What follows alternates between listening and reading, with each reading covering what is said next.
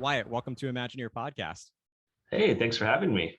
Yeah, thanks so much for chatting with me about Guardians of the Galaxy Cosmic Rewind, brand new attraction at EPCOT at Walt Disney World. So excited to chat with you. To frame the Yeah. conversation, I thought it would be a great idea to start with your role on the project. So, can you talk a little bit about your role on Cosmic Rewind? Yeah, so I am served as the senior producer for this project, and that's my title as well as the role on the job. And what I describe that as is really kind of the project manager and kind of lead for all the creative and design half of the project. And so kind of helping everything from ideation, blue sky, what is this, to executing it in the field and helping kind of guide and lead the teams. That's a dream role, I know, for a lot of people listening right now. And I am certainly looking forward to asking some specific questions about this project. And one of the ones I wanted to start with had to do with the overall theme and story of Epcot, because it's evolving into a new direction. And I'm curious how your team went about, you and the team went about developing the story so that it fit into the narrative of Epcot's world discovery. Yeah, I mean, that was a very important thing for us as a team. We all grew up as a fan of Epcot, coming here as a guest through all the different decades. And one of the ways we did that as we started looking at it was just Xandar itself felt and looked very Epcotian, as we say in the project or in the attraction. And so that was a leaping off point for us and thinking about Xandar and their kind of futuristic city. And then how do we maybe bring that here and that whole idea of this other world showcase pavilion and showcasing their culture and their people and technology. And that really kind of led us into that story and everything from our Xandar gallery and the Galaxarium, being able to tell stories that if it was about China Pavilion or American Adventure, the same things. You really talk about the people and their culture and all of that. It just happens to be a totally different planet. Yeah, when the project was announced, I was curious, how is this going to fit into Epcot? And now that it is here and I've seen as much as I possibly can about the attraction, it seems to fit so perfectly, which is such a great part of this attraction. You mentioned the Xandar, the Wonders of Xandar Pavilion, and I love the fact that it's the same bones of the Universe of Energy Pavilion. So as you mentioned, you're a fan of Epcot. What was it like to sort of repurpose the existing Universe of Energy Pavilion into the Wonders of Xandar Pavilion?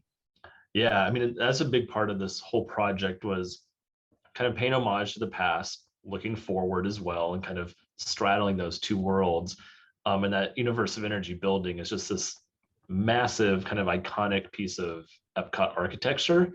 And so taking that, evolving it, really the outside is the main part that remains. Inside is totally different.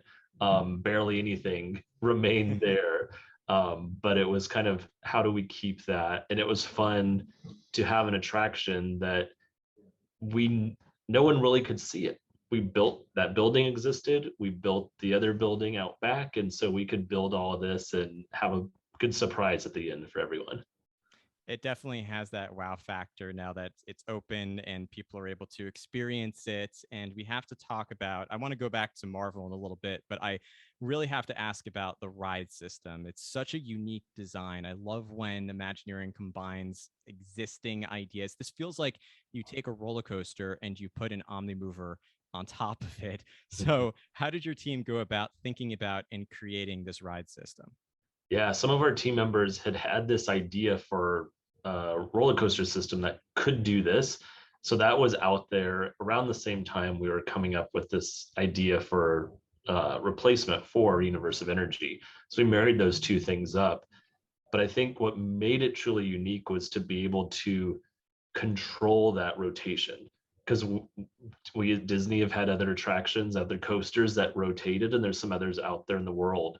But this one is unique in the way it does it, and that we can program it. And really, like you said, an Omni Mover, this is that next evolution of it. And we wanted to, again, pay homage to that past while looking forward and put you into that story. And I think that was what drove it and started it. but then it really created some new sensations and physical feelings that were totally different.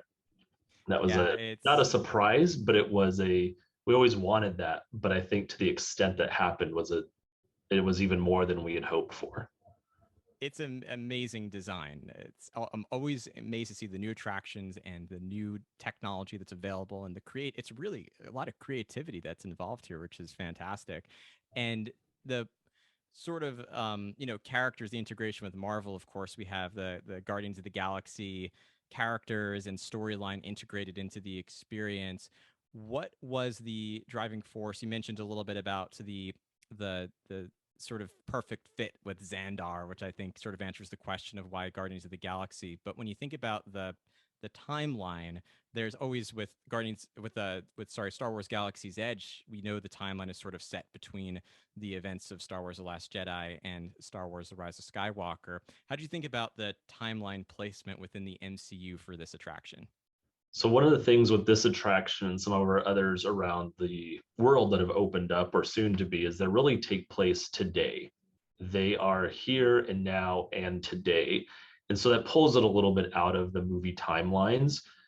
We obviously talk a lot about the Battle of Xandar and what stuff events that happened after the first Guardians film. So we kind of say that we're after that, but we are not in any specific timeline tied to the films. And so we are our own kind of world, if you will. I guess you can almost say it. It's not a multiverse, if you will, but we're our own thing. And some of the stuff at Disney's California Adventure and upcoming in Paris take that same idea that it's here today and it's its own kind of time period. Absolutely. It makes so much sense and it can evolve with the new Yeah, series and movies and anything else that comes out. The placement will be evergreen within Epcot, which is a great fit. exactly. Guardians of the Galaxy, one of the main components, as we know, is music. It's why Guardians of the Galaxy Mission Breakout, you have these incredible songs that are part of the experience. And that's the same with Guardians of the Galaxy Cosmic Rewind. I can imagine you have, hundreds of potential songs on the list to now narrow down to just six soundtracks. How did the team go about picking the six soundtracks that we now have for the attraction? Yeah, that was one of the most fun and probably hardest ones because we knew everyone had an opinion on what song it should or shouldn't be.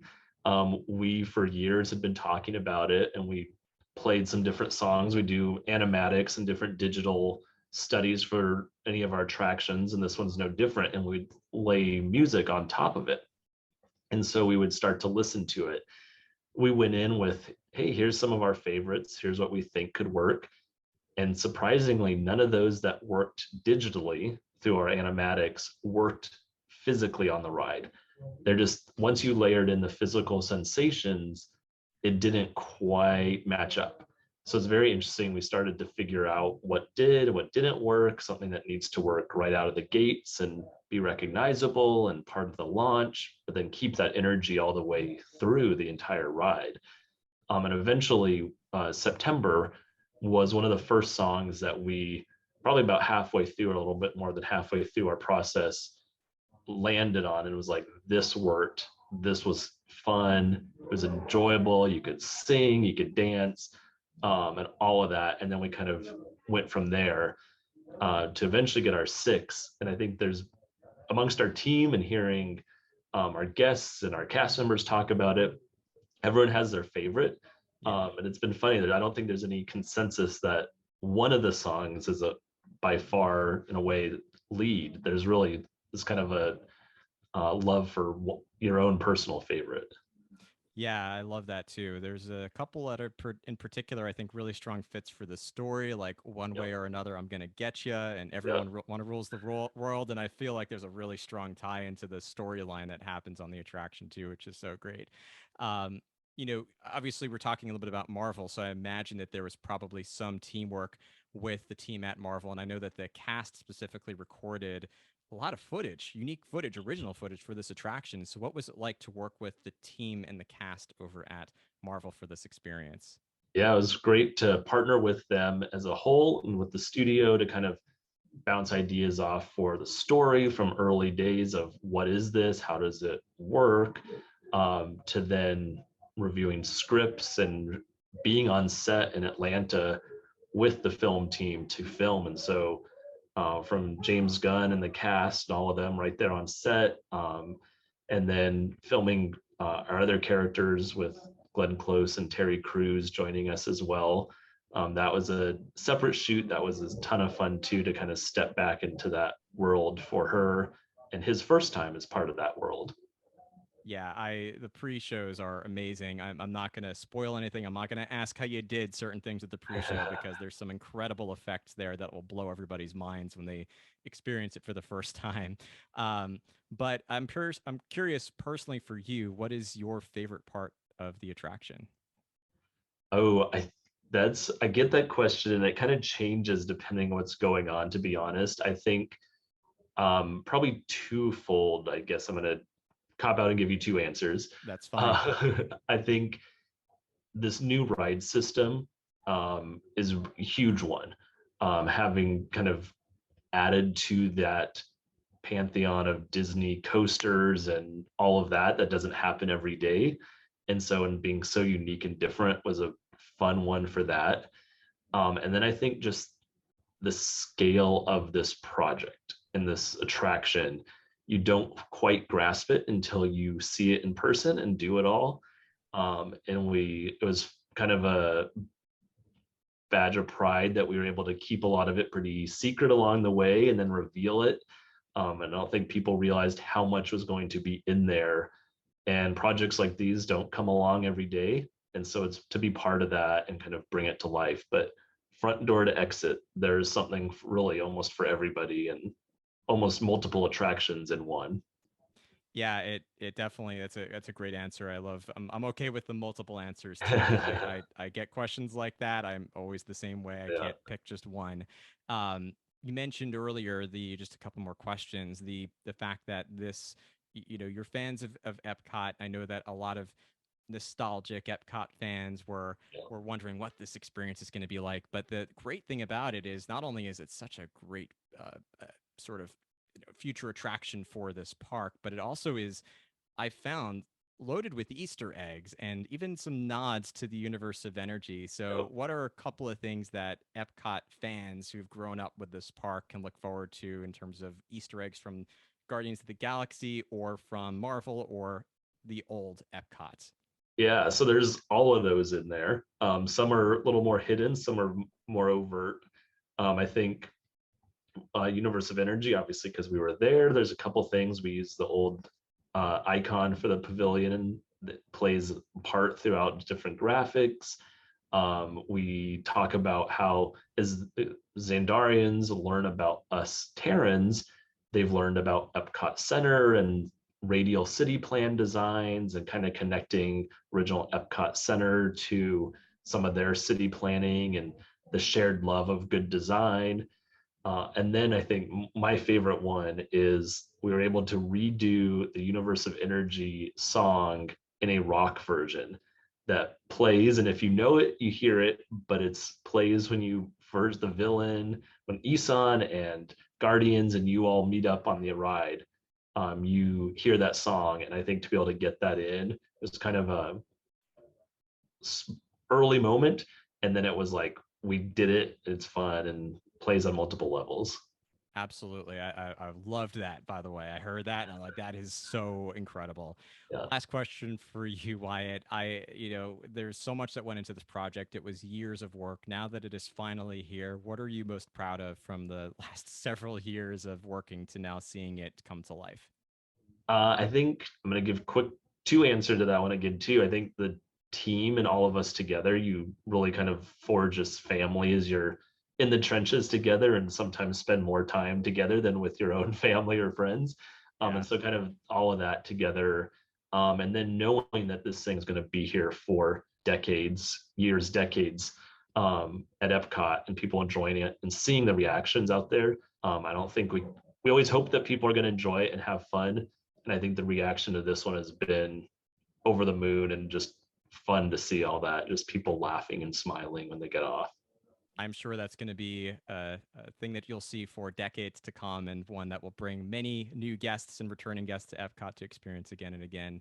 Wyatt, thank you so much for answering some of these questions and chatting with us. I know you have a very busy schedule, and for all your work with Cosmic Rewind. It's been such a pleasure to chat with you. Yeah, happy to do it. Thanks for having me.